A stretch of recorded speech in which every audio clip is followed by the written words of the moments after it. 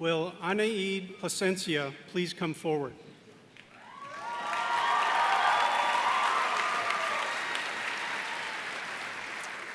As you can see in your program on page 7, Anaid was chosen in a competition to be the student speaker today.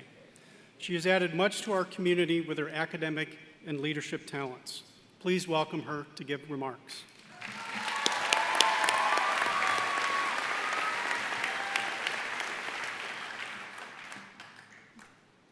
The goal is not to cry yet.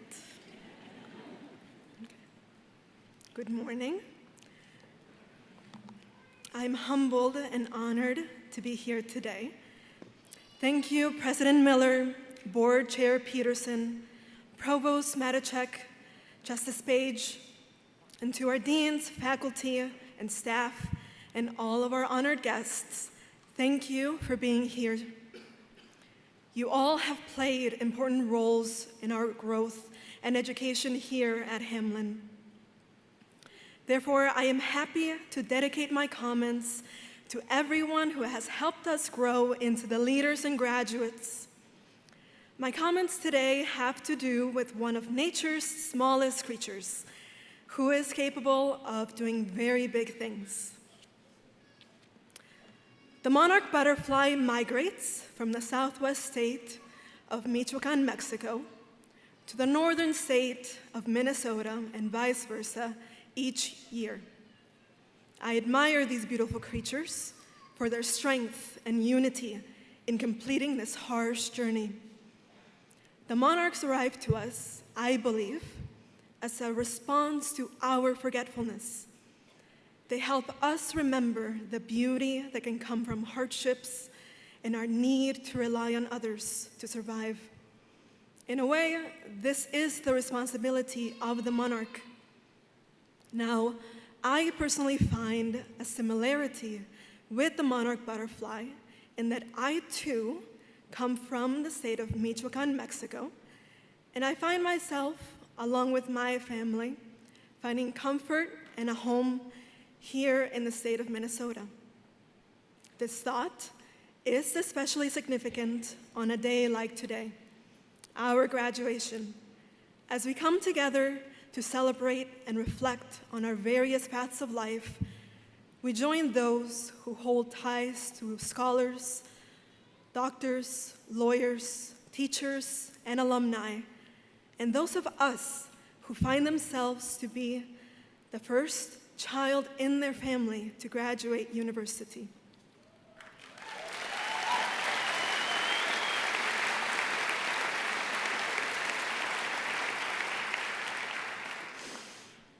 Whichever path we individually have taken, we can all recognize our responsibilities. This responsibility can be and is often seen as daunting, unwanted, and a burden. We can think back to the responsibility of applying to university, touring campus, and meeting with professors. When accepted, we realize the responsibility of attending our 8 a.m. classes, of submitting our timesheets on time, and to check up on our families and friends while balancing work. However, we also should recognize the joy in the word.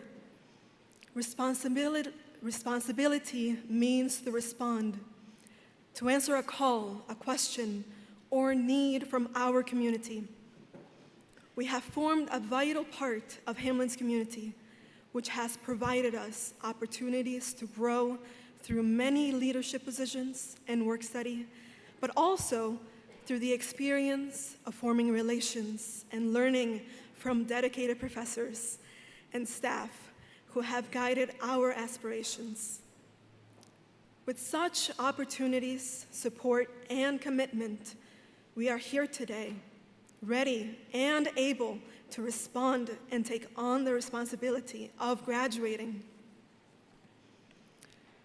The responsibility we face opens our eyes to the reality that we couldn't have done this alone. We need to give thanks as we have our families and guardians, teachers, those individuals who have undertaken the responsibility of listening to our cries, to our joys, and to our nonsense. They too have taken the responsibility of waking up early, working endless hours, and making time to help us succeed. They have helped us as we have sought knowledge, education, and a better tomorrow. I especially commend those of us whose families and guardians proudly keep the stories of being immigrants, refugees, of crossing lands and oceans to respond to our call. One second.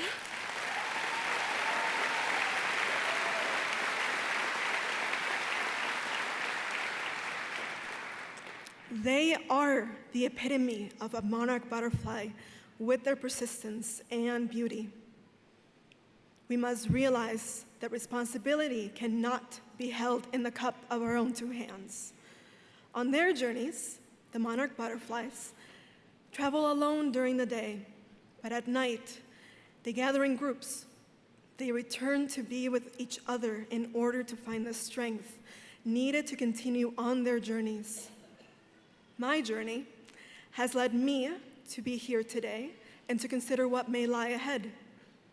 Today, I stand before you alone, but I would not have the strength to do this were it not for the friendships and relationships I turn to in order to prepare for a new day. I too return to the moments and loved ones in my family. I return to the innocent memories of my childhood in Mexico, memories of visiting my family at my grandmother's home, and of cherishing the scent of rain as it fell on dry soil. When doubt and challenges arise, I remember my teacher's lessons in the challenges and advice they offered so my family and I could succeed in this country. To take on the responsibility of university and of what follows after graduation, I return to the unforgettable friendships that I have made here at Hamline. They grew over conversations extending into 3 or 4 in the morning. We shared laughs until our eyes filled with joyful tears, but also shared painful times. I return to the friends who I shared camping and skiing trips with, friends with whom I've shared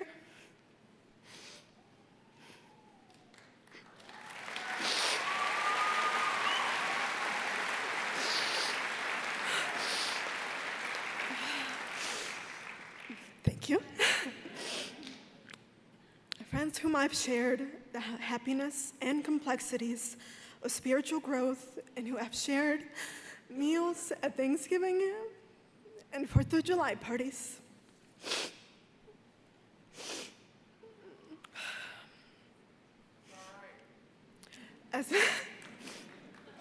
As we travel on our journeys, we must remember to return to that which fills our hearts with strength so we may grow and continue on. In this spirit, I offer you a story from Mexico which illustrates this principle well. The Nahuatl, the prominent indigenous group of the central region of Mexico, tell a story which says, if you capture a monarch butterfly and whisper your hopes to her and set her free, the butterfly will fly to the God of joy and will tell of your hopes and dreams as a form of gratitude for setting her free. Now, put yourself in the story. You have been held, you have been taught, and challenged and hoped for your own dreams and joys. Today we are set off on our own paths, yet holding on to the whispers of what we have learned. We are entrusted to be carriers of knowledge so that we can create joy. We must have gratitude for what others have done for us and be humble in the ability to respond as the monarch butterfly does each and every year. Thank you.